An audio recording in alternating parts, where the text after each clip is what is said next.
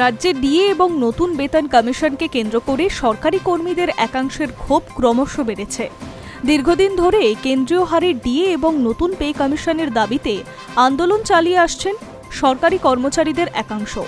নির্বাচনের আগে সরকারের পক্ষ থেকে দ্রুত সপ্তম বেতন কমিশন কার্যকর করার কথা এবং ডিএ বৃদ্ধির আশ্বাস দেওয়া হয়েছিল।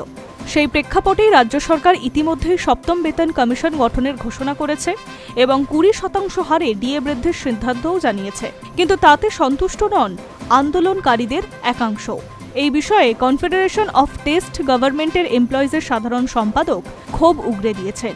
সম্প্রতি একটি সাক্ষাৎকারে তিনি বলেছেন, নির্বাচনের আগে সরকারের শীর্ষ নেতারা যে প্রতিশ্রুতি দিয়েছিলেন বাস্তবে তার প্রতিফলন এখনও দেখা যাচ্ছে না। তার দাবি, নির্বাচনী ইস্তাহারে 45 দিনের মধ্যে সপ্তম বেতন কমিশন কার্যকর করার কথা এবং ডিএ সংক্রান্ত সমস্যা সমাধানের কথা বলা হয়েছিল।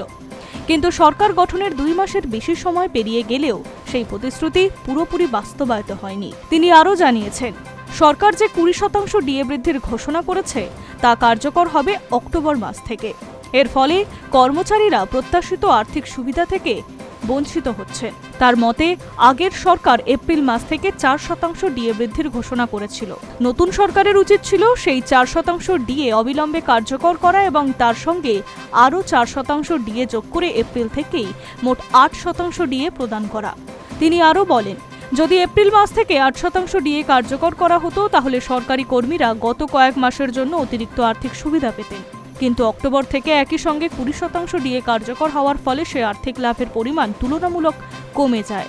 তার বক্তব্য, কর্মচারীদের প্রকৃত সুবিধার বিষয়টি বিবেচনা না করে সিদ্ধান্ত নেওয়া হয়েছে। সামাজিক মাধ্যমে এই ইস্যুতে সরব হয়েছেন অনেকেই। কেউ কেউ লিখছেন, 45 দিনের মধ্যেই বেতন কমিশন কার্যকর করার প্রতিশ্রুতি দেওয়া হয়েছিল, কিন্তু 2 মাসের বেশি সময় পেরিয়ে যাওয়ার পরেও কর্মচারীরা বাস্তব ফল পাচ্ছে না। এখন কি কর্মীদের বিভ্রান্ত করার চেষ্টা করা হচ্ছে? বিভিন্ন মহলে বিভিন্ন প্রশ্ন উঠছে। অন্যদিকে সরকারের পক্ষ থেকে দাবি করা হচ্ছে, রাজ্যের আর্থিক পরিস্থিতি বিবেচনা করেই ধাপে ধাপে কর্মচারীদের দাবি পূরণের উদ্যোগ নেওয়া হয়েছে। সপ্তম পে কমিশন গঠন এবং 20% ডিএ বৃদ্ধির সিদ্ধান্তকে কর্মচারীদের স্বার্থে গুরুত্বপূর্ণ পদক্ষেপ বলে দাবি করা হচ্ছে। তবে আন্দোলনকারী সংগঠনগুলির মতে শুধুমাত্র ঘোষণা নয়, দ্রুত বাস্তবায়নই এখন সবচেয়ে গুরুত্বপূর্ণ বিষয়। ডিএ বেতন কমিশন নিয়ে রাজ্যের সরকারি কর্মীদের দীর্ঘদিনের আন্দোলন এখনও অব্যাহত রয়েছে। আগামী দিনে এই ইস্যুতে সরকার ও কর্মচারী সংগঠনগুলির মধ্যে নতুন করে আলোচনা কি হয় সেই দিকে নজর রয়েছে সংশ্লিষ্ট মহলের।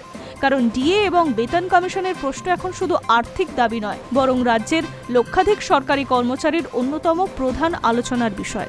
High News network.